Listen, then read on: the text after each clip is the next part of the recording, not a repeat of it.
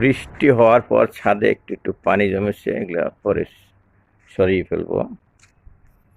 এখানে কয়েকটা ফুল আছে, ডায়ান্থাস ফুল, এটা প্রজাপতি ফুল, এটা কৈলাস ফুল, এটা পানিকা ফুল, আর এগুলি হচ্ছে দুধ কচু, আর এইগুলি হচ্ছে খারমানের পাতা, আর এইগুলি হচ্ছে কলমি শাক, এটা পুঁই শাক, এটা মিষ্টি আলু শাক, এটা কচুর লতা, এটা হচ্ছে ডাঁটা বা টাঙ্গা।